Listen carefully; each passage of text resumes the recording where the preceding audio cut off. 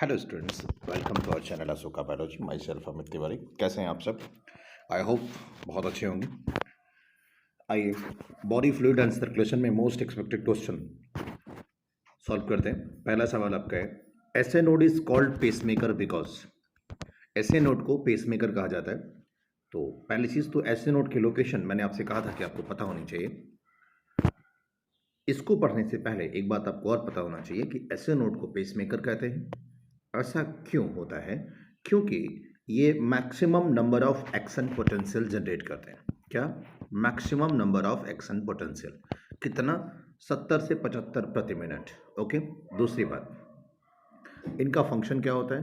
तो responsible for initiating and maintaining the contractile activity of the heart. आप चाहे तो नोट कर लें, responsible for initiating and maintaining the contractile activity of the heart. एक point तो ये। दूसरा 70 to 75, 70 से 75 प्रति मिनट मैक्सिमम।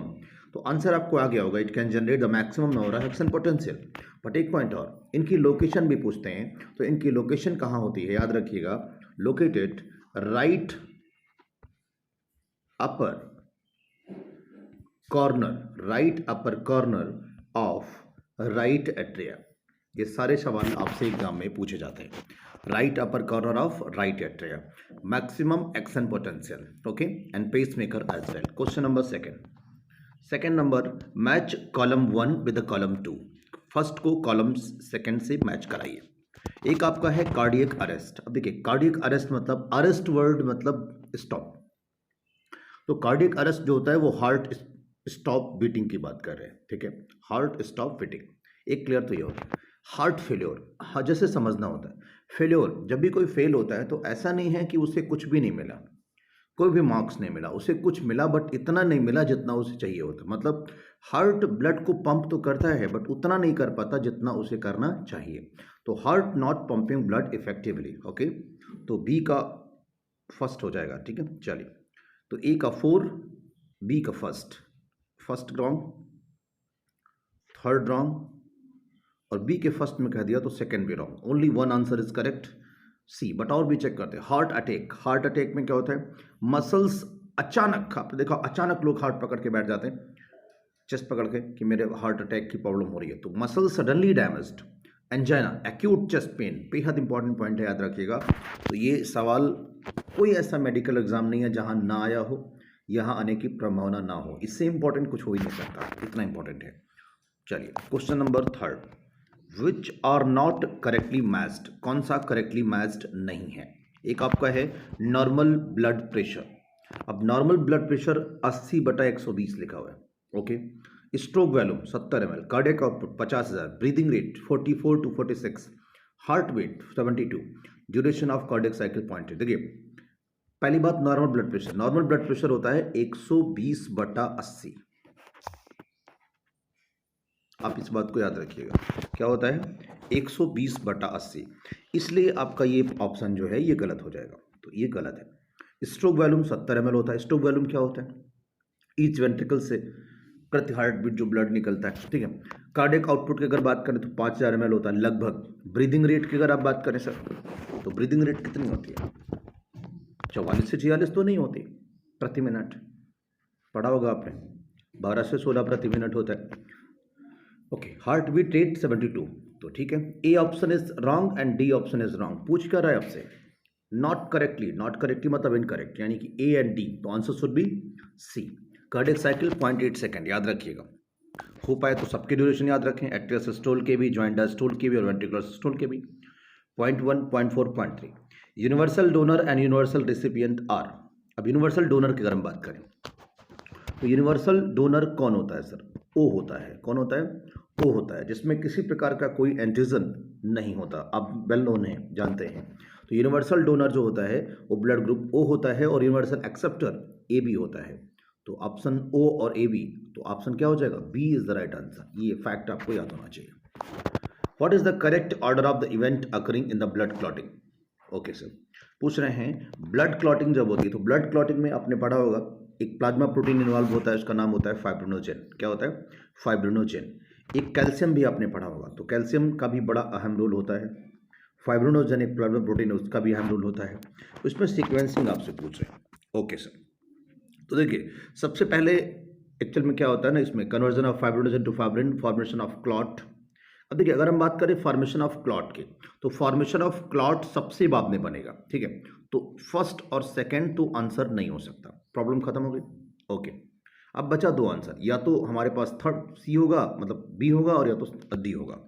अच्छा जी, ओके देख लेते हैं। तो एक आपके पास है थ्रोम्बोप्लास्टिन फॉर्मेशन, और एक आपके पास है conversion of prothrombin to thrombin. देखिए सबसे पहले बनता है थ्रोम्बोप्लास्टिन। जब थ्रोम्बोप्लास्टिन बन जाता है तो उसके बाद ये थ्रोम्बोप्लास्टिन क्या करता है, रिलीज करता है थ्रोम्बोकाइनेज। और ये जो रिलीज करता है थ्रोम्बोकाइनेज, ये थ्रोम्बोकाइनेज प्रोथ्रोम्बिन को थ्रोम्बिन में कन्वर्ट कर देता है। तो थर्ड एंड उसके बाद फोर्थ। उसके बाद क्या होता है, ये जो थ्रोम्बिन है ये फाइब्रिनोजन को फाइब्रिन में कन्वर्ट कर देता है। इसमें फाइब्रिनोजन को फाइब्रिन, फिर से बोल दे रहा हूँ, थ्रोम्बोप्लास्टिन कहाँ से निकलता है, ये डैमेज टिश्यू होता है वहाँ से निकलता है, प्लेटलेट से निकलता है। तो थ्रोम्बोप्लास्टिन प्रोथ्रोम्बिन को थ्रोम्बिन में कन्वर्ट कर देगा, देन जो रिलीज करेगा थ्रोम्बोकाइनेज। अब थ्रोम्बिन फिर फाइब्रिनोजन को फाइब्रिन में। मैं प्लीज रिक्वेस्ट कर रहा हूँ इस पॉइंट को जरूर अच्छे से पढ़ लीजिएगा। Third fourth first second is the right answer, और कोई ऐसा मेडिकल एग्जाम में जहां से सवाल ना बनता हो। Question number 6, which one of the following statement is correct with regard to principle of the safe blood transfusion. Safe blood transfusion के रेफरेंस में कौन सा सेंटेंस सही है। The donor red blood corpuscles should not contain antibodies against recipient serum. ये कोई जरूरी नहीं है सर, हो भी सकता है ऐसा।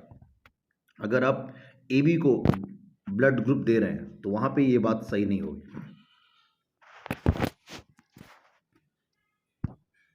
ठीक है। अगला point sorry, the recipient serum should not contain antigen against donor antibody.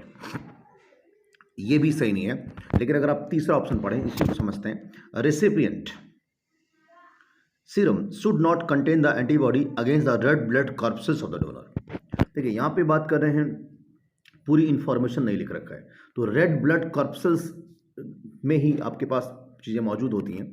तो रिसिपिएंट सीरम जो है इसके पास एंटीबॉडी होना चाहिए या नहीं होना चाहिए, नहीं होना चाहिए, ठीक है। Against the red blood corpses, भाई जिससे हम ले रहे हैं अगर उसके खिलाफ हमारे पास एंटीबॉडी होगा तो हम कहाँ से काम कर पाएंगे, वो नहीं पता। जैसे अपने RH इनकम्पेटिबिलिटी पढ़ते हैं, इरेथ्रोब्लास्ट फर्टिलाइसिस में पढ़ते हैं कि RH नेगेटिव के पास RH पॉजिटिव के लिए एंटीबॉडीज़ हो जाते हैं, बनने लगते हैं, तो प्रॉब्लम खड़ी हो जाती है। और एंटीबॉडीज़ अगर नहीं है तो प्रॉब्लम नहीं आएगी, ठीक है।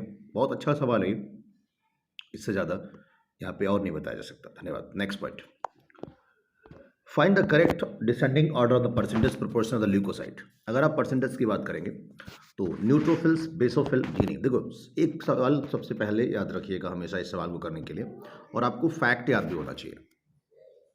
क्या है, मैक्सिमम किस में है, तो न्यूट्रोफिल्स।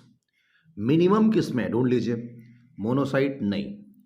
अब मिनिमम मोनोसाइट नहीं, दो ऑप्शन कट कर दीजिए, न्यूट्रोफिल्स मैक्सिमम और बेसोफिल्स मिनिमम, ये भी कट गया, सवाल ही खत्म हो गया, कोई प्रॉब्लम ही खत्म हो गई।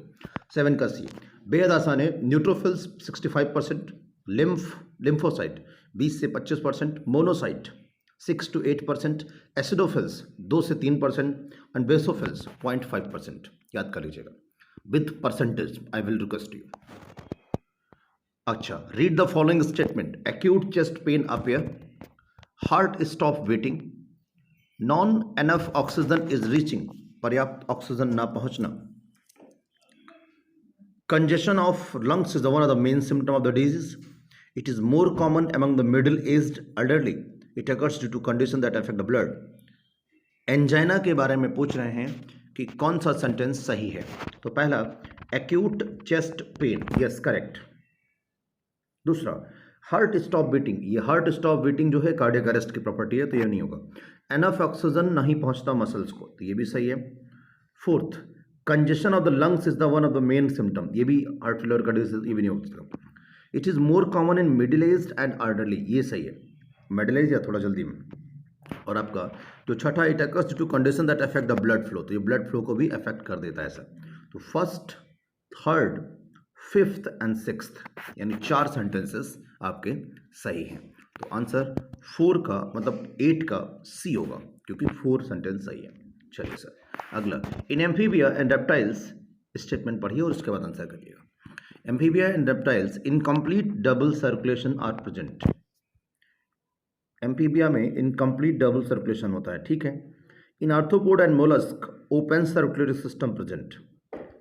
अब आप जानते हैं कि अगर हम बात करें आर्थ्रोपोड और मोलस्का की, तो इसमें ओपन सर्कुलेटरी सिस्टम होता है या क्लोज्ड होता है? ओके, ठीक है। इन ज्वाइंट डायस्टोल स्टेज, अभी हमने आपको क्रैश कोर्स में आपको बताया था कि इसमें क्या होता है, तो आपको सारी बातें अगर रिकॉल रहेंगी तो किसी प्रकार की कोई समस्या आपको आने वाली नहीं है। तो पहला सवाल तो आपको यही याद होना चाहिए कि किस में आपको क्लोज सर्कुलेटरी सिस्टम मिलता है और किस में आपको ओपन मिलता है। तो ओपन के लिए आपके पास दो एग्जाम्पल है, आर्थ्रोपोड और मोलस्का। तो आपका ये सेकेंड वाला जो पॉइंट है ये भी सही है, पहला वाला भी सही है। In joint diastole semilunar valve are closed. अब देखिए, ज्वाइंट डायस्टोल के समय बाइकस्पिड ट्राइकस्पिड खुला होता है, सारे के सारे ओपन होते हैं और रिलैक्स स्टेज में होते हैं। तो ये भी सेंटेंस सही है। हिपैटिक पोर्टल वेन की अगर हम बात करें, hepatic portal vein carry blood from intestine to kidney. देखिए, हिपैटिक वर्ड लगा है तो यहाँ पे लीवर होना चाहिए, तो ये ऑप्शन आपका गलत हो जाएगा। तो A B C I think तीनों सही लग रहे हैं, और सिर्फ जो डी आंसर है उसमें प्रॉब्लम हो सकती है। अगर आप बात करें थोड़ी और बात करें तो इनकम्प्लीट डबल सर्कुलेशन होता है एम्फीबिया रेप्टाइल में। बर्ड्स और मैमल में आपके पास कौन सा होता है? डबल सर्कुलेशन, और फिशेस में सिंगल सर्कुलेशन। तो प्रॉब्लम क्लियर हो गई एकदम, पहला दूसरा तीसरा तीसरा सही है, एक ऑप्शन सिर्फ गलत लग रहा है। तो 9 का जो आंसर है उसमें सर बी आंसर होना चाहिए, क्योंकि सिर्फ एक स्टेटमेंट इसमें रॉन्ग है। बहुत अच्छा सवाल है ये, और कोई पॉइंट इसमें बचे ना तो अच्छा है। Question number 10, how many animals in the list given below are closed double circulation. अब देखिए, क्लोज की बात अगर आपसे करें तो कैसे करेंगे आंसर इसका 10 में? चलिए आंसर बताइए। देखिए सर, ऐसा है कि हमने पढ़ा हुआ है कि बर्ड्स में, रेप्टाइल में, या अपनी बात कर लीजिए तो फ्रॉग के केस में क्या होगा? चलिए बताइए, फ्रॉग के केस में क्या होगा? कॉकरोच क्या होता है? ओपन। तो प्रॉब्लम खत्म सर, डबल सर्कुलेशन की बात कर दी तो डबल में फिर कंफ्यूजन ही नहीं रखना आपको। मैमल्स और बर्ड को छांट लीजिए। अगर क्लोज पूछेंगे थोड़ा सोचना पड़ेगा। Rabbit, human, pigeon. Rabbit, human, pigeon, तीन होगा, क्योंकि क्लोज्ड और डबल दोनों पूछ रहे हैं। क्लोज डबल में कोई कंफ्यूजन रह नहीं जाता है। डबल किस में होता है? बर्ड में और मैमल में, और इसमें क्लोज भी होता है। तो आंसर शुड बी बी। बहुत अच्छा सवाल है, थोड़ा सोचना पड़ सकता है, जल्दबाजी में करेंगे तो। Consider the following four statement, select the option include all the correct. Coronary artery disease often referred as atherosclerosis. जो कोरोनरी आर्टरी डिजीज है ऑफन क्या? एथेरोस्क्लेरोसिस पढ़ा होगा आपने। Heart failure means when the muscle is suddenly damaged. जी नहीं, गलत हो गया ये। हार्ट फेलियर में ये हार्ट अटैक की प्रॉपर्टी है। High blood pressure leads to the heart disease and also affect the vital organ and brain and kidney. Angina occurs due to condition that affect the blood flow. तो ये भी ठीक लग रहा है। First, third and fourth, 11 का first, third and fourth, आपने D option जरा चेक करिए। फर्स्ट, थर्ड, फोर्थ दिया हुआ है। बेहद अच्छा सवाल, पीछे हम लोगों ने डिस्कस किया था। Incomplete double circulation is found in. अब देखिए, इसको करने के लिए हमारी पिछले वाला एक्सप्लेनेशन आपको याद होना चाहिए। फिशेस नहीं हो सकता सर, क्योंकि इसमें सिंगल सर्कुलेशन होता है। एम्फीबिया रेप्टाइल, यही आंसर होगा। बर्ड में डबल सर्कुलेशन, बर्ड मैमल में डबल सर्कुलेशन, तो आंसर इज बी। याद रखें, अच्छा होगा एग्जाम के लिए। Read the following four statement, all four chamber are relax, bicuspid tricuspid wall are open, blood from the pulmonary vein and vena cava flow into left and right ventricle respective to the left and right। ये NCERT की line लिखी हुई है। And semilunar valve are close. ये सारे sentence किसके लिए सही हैं? They all sentences are correct for joint diastole. ठीक है, ये चार लाइनें ज्वाइंट डायस्टोल में पूछी जाती हैं और इसका वक्त होता है 0.4 सेकेंड ज्वाइंट डायस्टोल का। ये वो अवस्था है जिसमें एट्रिया और वेंट्रिकल दोनों रिलैक्स स्टेज में होते हैं, और इस समय चारों chamber relax, bicuspid tricuspid open, जिससे कि एट्रिया का ब्लड पहुंच सके वेंट्रिकल में, और सेमिल्यूनर वॉल्व क्लोज्ड होता है जिससे कि आर्टरीज में जा ना पाए ब्लड। ओके, चलिए, तो ये बेहद इंपॉर्टेंट सवाल है, बेहद खूबसूरत सवाल है। क्वेश्चन नंबर 13 का answer C. Question number 14, read the following statement, artery always carry blood from heart to organ. हमेशा आर्टरी ब्लड हार्ट से ऑर्गन को ले जाती है, अच्छा पॉइंट है। Valves are absent in arteries, artery always carry oxygenated blood. जी नहीं, आपको पता है pulmonary artery and umbilical artery, तो सी वाला गलत हो जाएगा। ल्यूमिनर आर्टरी इज वाइड, ये भी गलत हो जाएगा, इनका जो ल्यूमेन होता है वो शक्रा होता है। तो 2 sentences are correct and 2 are wrong, तो कोई कंफ्यूजन नहीं है। ऑप्शन क्या हो जाएगा आपके पास? डी। लेकिन हमें यह भी पता होना चाहिए कि कौन सा गलत है, तो C and D is a wrong. Question number 15, it is colourless fluid containing specialised lymphocyte. तो याद रखें sir, it is an important carrier of nutrient and hormone, yes इसके भी कैरियर होते हैं ये। It has the clotting capacity, अब इसके बारे में हम बहुत श्योर नहीं है कि क्लॉटिंग कैपेसिटी होगी कि नहीं होगी। It has no RBC WBC and platelets, फिलहाल नहीं मान के चलिएगा। It has no RBC WBC and platelet, यही गलत हो जाएगा, ये सही नहीं है सर। डब्ल्यूबीसी प्लेटलेट्स तो होता ही है, डब्ल्यूबीसी तो होता ही होता है। Exchange of nutrient gases between the blood and cells always occurs through this blood, yes it has more WBC.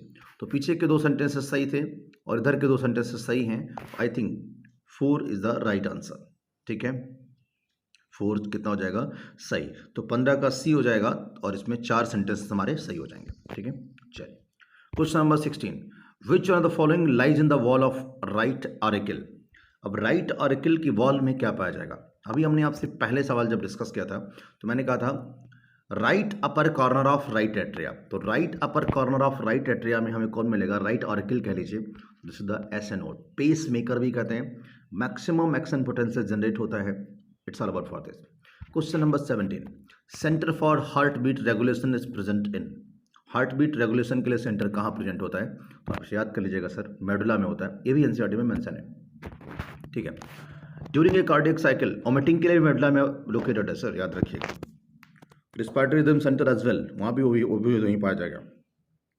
During a cardiac cycle each ventricle pump out approximately 70 ml blood of which is called stroke value, ठीक है। The cardiac output of an athlete will be much higher than the ordinary man, athlete का तो ज़्यादा होगा ही होगा, उसे ज़रूरत ज़्यादा होती है। The body has no ability to alter the stroke value and cardiac, नहीं सर होती है, एबिलिटी होती है, तो ये 3rd गलत हो गया। The cardiac output can define as the volume of the blood out of the each ventricle per minute, ठीक है।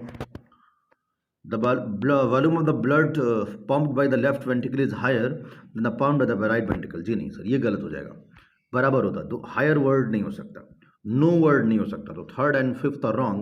How many correct? तो answer should be B, 1st, 3rd and 4th are correct. चलिए question number 19, heart failure, इसमें क्या क्या होता है? Same as heart attack, जी नहीं, हार्ट अटैक के जैसा हार्ट फेलियर नहीं होता, ये अलग होता है, इसमें इफिशियंसी घट जाती है। Heart is not pumping blood effectively, yes it is often referred as atherosclerosis, कोई मतलब नहीं है इसका। Known as congestive heart failure, lungs के बीच में दग सकते ना। It occurs due to condition that affect the blood flow, ये इसका नहीं, एंजाइना पेक्टोरिस का है। हार्ट स्टॉप बीटिंग, इसका भी नहीं है।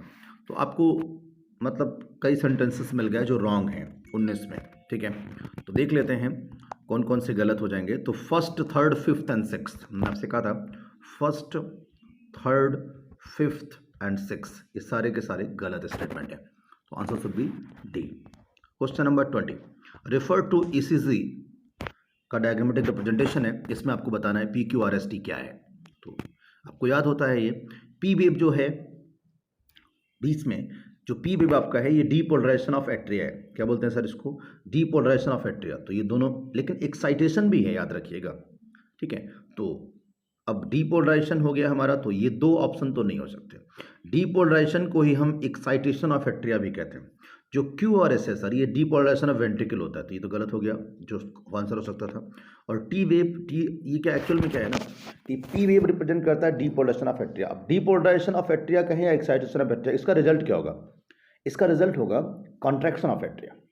QRS complex depolarization of ventricle हो गया, इसका रिजल्ट क्या होगा? वेंट्रिकल कॉन्ट्रैक्ट करेगा। और टी वेव क्या है? ये डीपोलराइजेशन की बात करता है, ठीक है। तो अब अगर इसमें हम समझ पाएँ कि कैसे कैसे चीज़ों को हम मार्क करेंगे, तो आपको किसी प्रकार की कोई असुविधा नहीं होगी अगर आप इन चीज़ों को रोक के समझ के अच्छे से कर लेंगे तो, ठीक है। तो टी वेव क्या करेगा? रिपल्शन ऑफ वेंट्रिकल्स, ठीक है। चीज़ें क्लियर कर लीजिएगा, बहुत अच्छा सवाल है ये, ECG पूछा जाता है। आप स्पिग्नोमैनोमीटर का भी याद होना चाहिए, ब्लड प्रेशर वाला भी, और ECG भी। चलिए 21, विच of the correctly match the given table, ये जो भी हमने पीछे आपके साथ सवाल डिस्कस किया था ना, उसी से लग जाएगा, ठीक है। फिश में कितने चैम्बर होते हैं सब? फिश में कितने चैम्बर होते हैं? ये पहला पॉइंट तो बेकार का हो गया। एम्फीबिया में 3 चैम्बर, टाइप्स ऑफ करेक्टली पूछ रहा ना। रेप्टाइल में 3 चैम्बर, मैमल्स में 4, डबल सर्कुलेशन। कुलैका वर्ड्स की वजह से गलत हो जाएगा। रेप्टाइल में 3, रेप्टाइल में डबल सर्कुलेशन नहीं होता, गलत हो गया। ओके, इसमें हार्ट एक सिंगल चैम्बर नहीं होता, गलत हो गया। एम्फीबिया में 3 चैम्बर, इनकम्प्लीट स्किन लंग्स, यही सही है। ठीक है, सारे पॉइंट हमने बता दिया क्यों गलत हो गया। तीसरा ऑप्शन गलत है कि डबल सर्कुलेशन है, चौथा गलत है कि क्लोएका लिखा हुआ है आगे, और पहला गलत है कि 2 लिखा हुआ है, इसलिए गलत हो जाएगा। तो एम्फीबिया में 3 chamber, incomplete double circulation, skin lungs gills के थ्रू ऑक्सीजनेशन होता है। ठीक है, चलिए next 22, which of the following is correctly matched. एक वर्ड आपके पास इंफीरियर वेना के बाद, तो इंफीरियर क्या होता है, मान लीजिए आपका हार्ट की बात कर लें थोड़ी देर के लिए, इसके ऊपर का पार्ट सुपीरियर, नीचे का पार्ट इंफीरियर। तो इंफीरियर वेना के बाद receives deoxygenated blood from the head and brain, inferior नहीं सुपीरियर, तो गलत हो गया। सुपीरियर वेना के बाद receives oxygenated blood from lower body, superior नहीं सर, इंफीरियर, गलत हो गया। Pulmonary artery carries deoxygenated blood to the lungs, pulmonary artery deoxygenated blood ले जाती है लंग्स की तरफ, ठीक है, ये सही लग रहा है। Hepatic artery carries deoxygenated blood, cut, गलत नहीं। चलिए 23, A cardiac cycle involves, cardiac cycle कहाँ से शुरू होती है, तो कार्डियक साइकिल शुरू होती है auricular systole, ventricular systole and the cardiac complete cardiac diastole, ये भी आप बात कर सकते हैं। कंप्लीट कार्डियक डायस्टोल कह दें या इसी को आप ज्वाइंट डायस्टोल कह दीजिए, बेहद इंपॉर्टेंट पॉइंट हो जाएगा। तो यही सवाल आपका हो जाएगा। तो 0.1 सेकेंड ये हो जाएगा, 0.3 सेकेंड, और ये वाला कितना हो जाएगा 0.4 सेकेंड, टोटल कितना हो जाएगा 0.8 सेकेंड। कंप्लीट को कार्डियक डायस्टोल मतलब ज्वाइंट डायस्टोल, ठीक है, पूरा का पूरा हार्ट रिलैक्स स्टेज में होगा। 24, heart has to pump blood more forcefully in older person. देखिए, heart has to pump blood more forcefully in the older person, क्यों? क्योंकि जो इलास्टिसिटी है वो थोड़ी सी घट जाती है और जो टफनेस है वो थोड़ी सी बढ़ जाती है। तो 24 का आंसर क्या हो जाएगा, decreased elasticity of the arteries, ठीक है, मतलब आर्टरी की जो इलास्टिसिटी है वो क्या हो जाएगी सर, थोड़ी सी घट जाएगी, इसलिए इसका आंसर आपका चेंज हो जाएगा। चलिए question number 25, here some information about RBC are given below. RBC के बारे में कुछ चीज़ें दी गई हैं, उसमें से करेक्ट आपको छांटना है।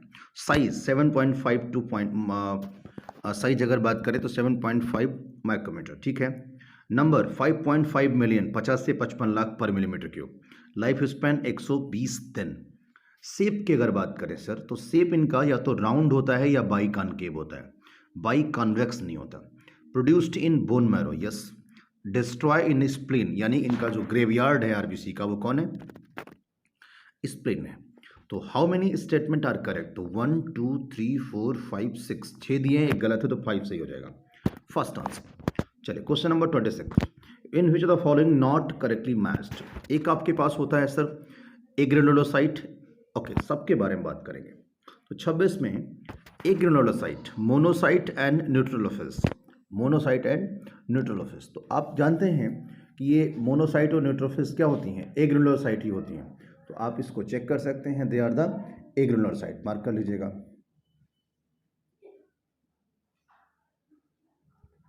तो इनकरेक्ट पूछ रहा है ना, तो एग्रेनुलोसाइट की अगर हम बात करें सर, तो एग्रेनुलोसाइट में कौन कौन से आएंगे, न्यूट्रोफिल्स, स्नोफिल एंड बेसोफिल्स जो होते हैं सर, ये हमारे ग्रेनुलोसाइट्स होते हैं, और लिम्फोसाइट और मोनोसाइट होते हैं वो एग्रेनुलोसाइट होते हैं। तो अब ये गलत हो गया। Phagocytic WBC, monocyte and neutrophils, ये ठीक है। मोस्ट अबंडेंट डब्ल्यूबीसी स्नोफिल्स नहीं, मोस्ट अबंडेंट न्यूट्रोफिल्स है 60 से 65%, ये भी गलत हो गया। लीस्ट डब्ल्यूबीसी वेसोफिल, ये ठीक है, पहला सही है, दो बी मतलब बी और डी सही है। Largest WBC monocyte, largest WBC monocyte ठीक है, स्मॉलेस्ट डब्ल्यूबीसी मोनोसाइट नहीं होती। वेसोफिल के बारे में आप बात कर सकते हैं, ठीक है। और ग्रेनुलोसाइट कौन से हो जाएंगे हमारे पास, तो डब्ल्यूबीसी मतलब लिम्फोसाइट, मोनोसाइट जी नहीं। ग्रेनुलोसाइट की बात करेंगे तो न्यूट्रोफिल्स, स्नोफिल एंड वेसोफिल्स, ये हो जाएंगे, तो ये भी गलत हो जाएगा। तो हमारे पास सही कौन कौन से मिले सर, बी सही हो गया, यानी ए गलत है, तो ए गलत है तो सिर्फ 2 ऑप्शन मिले हमें डी में, और फिर उसके बाद बी सही है, सी गलत है, एफ गलत है, डी सही है सर, तो डी गलत सही है, तो ये नहीं हो सकता आंसर, ठीक है, तो सी इज द राइट आंसर। 26 का आंसर क्या हो जाएगा? सी। बेहद अच्छा सवाल है, ए सी एफ जी और wrong. Question number 27, platelets are, पढ़िए पहले सही स्टेटमेंट, उसका दिन करेक्ट बताइए। Platelets are involved in the coagulation of blood, ठीक है। Platelets are cell fragment produced from the megakaryocyte cell in the bone marrow, yes बिल्कुल। Blood contain normally 6000 to 8000 platelet, जी नहीं सर, 1.5 लाख से 3.5 लाख या 4.5 लाख तक इनका काउंट होता है, ठीक है। फिलहाल एनसीईआरटी में 1.5 लाख से 3.5 लाख लिखा हुआ है, तो ये डब्ल्यूसी का काउंट लिख दिया। Reduction in the platelet number can lead to the clotting disorder which can lead to excessive loss of blood, yes correct answer. तो first A B D are correct, तो पूछ रहे how many are correct, 1 is the incorrect, तो 27 का answer हो जाएगा हमारा D, ठीक है। चलिए, सीरम पूछते हैं, सीरम क्या होता है? तो देखिए सर, ये आपको डायरेक्ट याद रखना पड़ेगा, आपने प्लाज्मा पढ़ा है, प्लाज्मा में कुछ क्लॉटिंग फैक्टर्स होते हैं।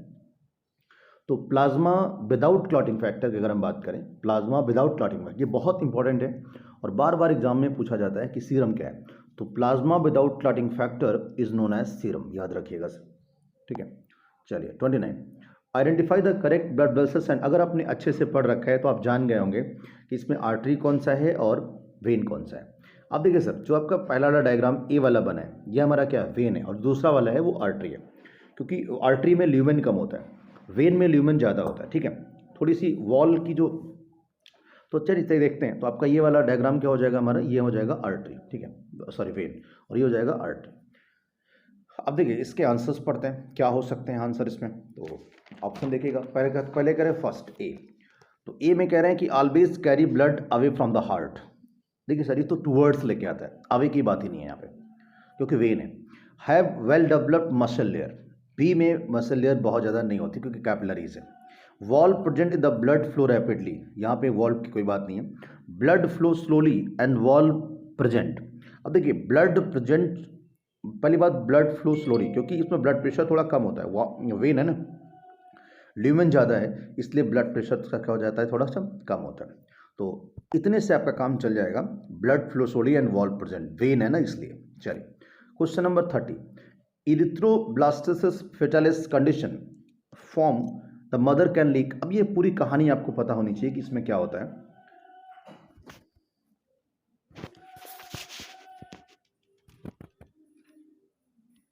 तो उसमें होता कैसे कि आपने पूरी बात अगर पढ़ी होगी तो इसमें होता है कि RH एंटीबॉडी, ए में RH एंटीबॉडी लिख लीजिएगा, और अगर एंटी RH एंटीबॉडी दे दें तो सारी समस्याएं खत्म हो जाएंगी।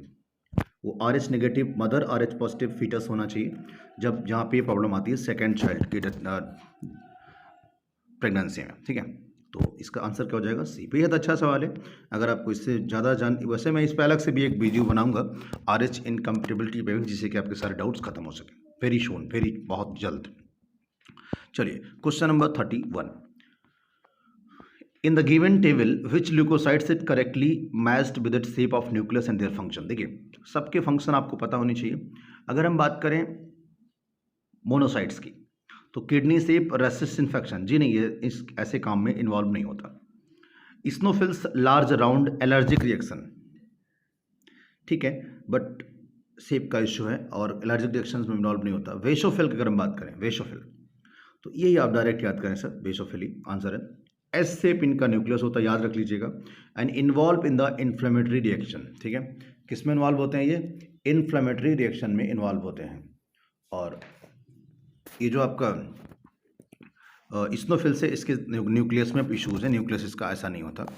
चलिए तो question number 32, blood normally contain platelets. अभी हमने आपसे कहा 1.5 लाख से 3.5 लाख, कितना? 1.5 लाख से 3.5 लाख, याद कर लीजिएगा, प्रति मिलीमीटर क्यूब, ठीक है। अगर बात करें अब 33 की, तो in the column 1 and column 2, और भी अगर आप मैं 32 में बता दें कि और किसके लिए होता है, तो 6000 to 8000 WBC के लिए है, 5 मिलियन to 5.5 मिलियन ये RBC के लिए है। अगला सवाल, इन द कॉलम 1 एंड 2 सबके फंक्शंस दिए हुए हैं, मैच करिए और जो भी सही हो उनको बताइए। Globulin protein involved in defence mechanism, globulin protein defence mechanism, not bad, ठीक है। फाइब्रिनोजेन प्रोटीन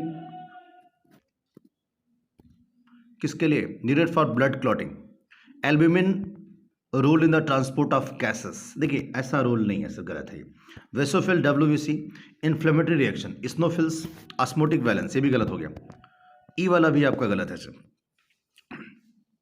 लिम्फोसाइट डब्ल्यूबीसी, तो अब इसमें तो आंसर ही हमारे पास बहुत कम सही होंगे। 33 में सिर्फ 4 स्टेटमेंट सही हैं और 1 2 3 4 5 6 स्टेटमेंट दिए गए हैं। तो आपके पास कौन कौन से गलत मिल गए आप चेक कर लीजिएगा।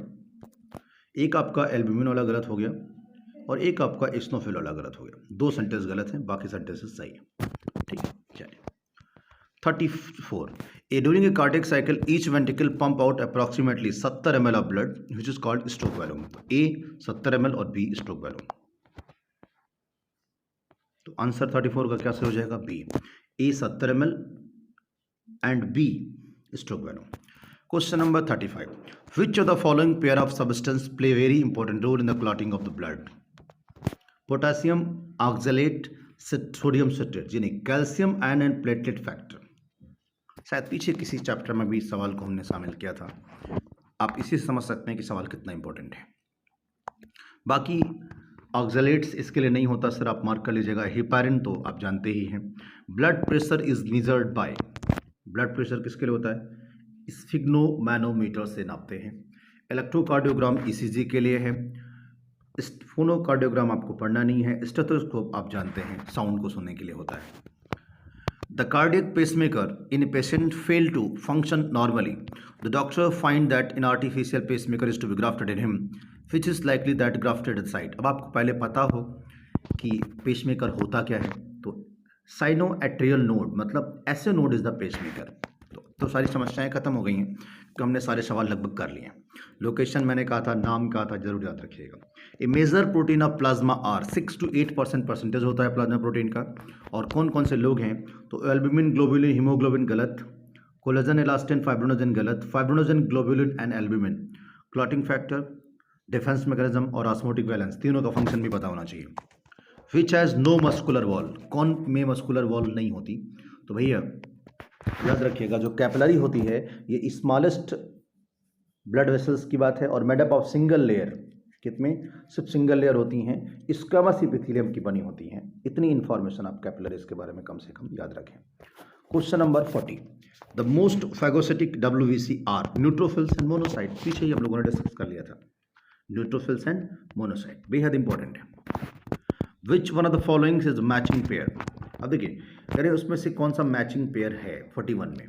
तो कह रहे हैं lub sounds closing of AV valve at the beginning of the ventricular systole. अभी आप अभी मार्क कर लें, बाकी पूरे कॉन्सेप्ट को जब आप पढ़ेंगे तो आप समझ जाएंगे।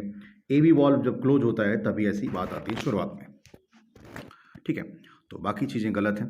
Question number 42, filter operators for dead RBC. Dead RBC को करने के लिए, तो अब इसमें सब अगर स्प्लीन आंसर होता तो हम जल्दी से करके आगे बढ़ जाते, लेकिन spleen, kidney, liver, kidney, liver, spleen, kidney का कोई रोल नहीं होता।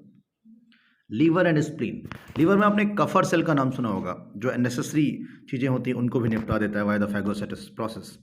तो फिल्टर ऑपरेटर्स आपका लीवर और स्प्लीन हो जाएगा। ठीक है, चलिए अगला सवाल आपके पास 42 हो गया, yes 43। If the spleen of the human is remove from it body then, अगर स्प्लीन को हटा दिया जाए तो क्या फर्क पड़ेगा? Person will die, number of blood platelets will decrease, blood platelets के इसके ऊपर कोई असर नहीं पड़ेगा, इंसान मरेगा भी नहीं। Number of antibody will increase, जी नहीं। There will no effect on the number of blood platelets, blood platelets के ऊपर कोई असर नहीं पड़ेगा, और चीज़ों पे असर पड़ेगा। Given 4 statement regarding the human blood circulatory system and found out the correct statement. Artery are thick walled and have the narrow lumen compared to vein. Yes. Angina is acute chest pain when the blood circulation to the brain is reduced. Hard नहीं, brain से क्या मतलब? Person with blood group AB can donate blood. No, can donate गलत हो गया sir. Calcium play a very important role. Calcium play a very important role. तो ये भी सेंटेंस सही है। अब आपसे पूछ रहे हैं कौन सा करेक्ट है सर, तो D is the correct and A is the correct. तो A and D is the right answer, तो आंसर क्या हो जाएगा 44 का D। चलिए sir next, when RBC containing both AB antigen mix with your bloodstream they agglutinate, hence your blood group is. अब देखिए कह रहे हैं कि ब्लड ग्रुप ओ अगर है तो do not contain anti antigen but both anti A anti antibody. तो इस समय अगर हम बात करें तो ब्लड ग्रुप अगर ओ होगा तो उसमें किसी प्रकार का कोई एंटीजन नहीं होता, लेकिन उनके पास एंटी ए और एंटी बी दोनों होते हैं, इसलिए ये आपका ब्लड क्या हो जाएगा, एग्लूनेटेड हो जाएगा। ठीक है, बहुत अच्छा सवाल है, याद रखिएगा, ये गलत बिल्कुल मत करिएगा, इसके पूरे कॉन्सेप्ट पे जाना बहुत इंपॉर्टेंट होता है। Second heart of body is, second heart of body क्या होता है सर? तो मैंने अभी शायद पीछे आपसे कहा था कि second heart of heart, sorry एक पॉइंट हम बात कर लें, हार्ट ऑफ हार्ट। तो हार्ट ऑफ हार्ट जो होता है सर वो होता है ऐसे नोड, और ये पुराना सवाल है सीपीएमटी का, बहुत पूछा जाता है, सिस्टर्ना काइलिस द सेकंड हार्ट। ठीक है, अगला है 47 कार्ड ऑफ वेलोरिथ, ये भी सीपीएमटी का बहुत पुराना सवाल है, बहुत पूछा जा सकता है, उम्मीद है रिपीट हो सकता है, इसलिए मैं बता रहा हूँ, जरूर याद कर लीजिएगा। कार्ड ऑफ वेलोरिथ स्प्लीन में पाया जाता है, डिटेल तो नहीं है बट स्प्लीन आपके सिलेबस में है। ठीक है, तो इस answer is D. 48 which one of the following human organ is often called graveyard of RBC, शमशान घाट आरबीसी का। तो अभी हमने पीछे आपसे डिस्कस किया है, आंसर क्या होगा? Spleen, yes, spleen is the right answer. Study of blood vessels is termed as, blood vessels की स्टडी को क्या कहते हैं? तो ब्लड वेसल्स के स्टडी को एंजियोलॉजी, कार्डियोलॉजी, हिमेटोलॉजी या histology? Answer is angiology. Angioplasty आपने सुना होगा, जो वेसल्स को रिप्लेस करते हैं, चेंज करते हैं। टी बेप, शायद पीछे ये सवाल आया था, टी बेप क्या है? तो T wave in ECG represent depolarisation of ventricles, beginning of systole, electrical excitation of atria, return of ventricle from the excited state. Yes, यही सही था। तो पी बेप भी पढ़ लिया था हमने, उसके बाद क्यूआरएस भी पढ़ लिया था, उसके बाद हमने टी बेप भी पढ़ लिया था। तो ये तो बात हुई हमारी। अब इसमें एक दो सवाल जो बहुत कंफ्यूज, जैसे जो भी चीज़ें हमने देखी, जैसे प्लाज्मा प्रोटीन पे सवाल बहुत बनता है, कितने चैम्बर हैं इन पे सवाल बहुत बनता है, कौन सा सर्कुलेशन है यहाँ पे सवाल बनता है, एबीओ ब्लड ग्रुप में कैसे कंफ्यूज करते हैं वो आपको ध्यान रखना है। आरएच इनकम्पेटिबिलिटी से कोगुलेशन ऑफ ब्लड में वो फाइब्रिनोजन, फाइब्रिन, प्रोथ्रोम्बिन, थ्रोम्बोजन, ये इंपॉर्टेंट पॉइंट होता है। लिम्फ के करेक्टर्स आपको देखने होते हैं। ह्यूमन सर्कुलेटरी सिस्टम में कितने चैम्बर हैं, कहाँ पे एसए नोड है, कहाँ पे एबी नोड है, कहाँ पे वेंट्रल ऑफिस है, ये आपको पता होना चाहिए। कार्डियक साइकिल में आपको ध्यान रखना है कि, मैं इसलिए बता रहा हूँ कि आप कम से कम ये चीज़ें याद रखें। एट्रियल सिस्टोल आपको ध्यान देना होता है, जॉइंट डायस्टोल, जॉइंट सिस्टोल, ये चीज़ें। ईसीजी में पी वेव, क्यूआरएस और एस टी वेव क्या करता है, डबल सर्कुलेशन कैसे होता है, और उसके बाद फिर डिसऑर्डर्स आपको देखने होते हैं। तो बेहद आसान है, आप चाहे तो मुश्किल से 10 मिनट में पूरा चैप्टर रिवाइज कर सकते हैं, वह क्वेश्चन के माध्यम से भी और जनरली भी। तो ये तो बात हुई हमारी आज के टॉपिक में, जो हमने क्वेश्चंस आपके साथ डिस्कस किए। अगला चैप्टर हमारा होगा एक्सक्रीटरी सिस्टम, जिसमें हम लोग नए क्वेश्चंस लेके आएंगे और वो क्वेश्चन लेके आएंगे जो आपके एग्जाम के लिए बहुत ही बेनिफिटेड हो। तो अगर आपको ये सारी चीज़ें पसंद आई हैं तो प्लीज़ शेयर कर दीजिएगा, लाइक कर दीजिए और संभव हो तो सब्सक्राइब कर दीजिए। थैंक यू, धन्यवाद।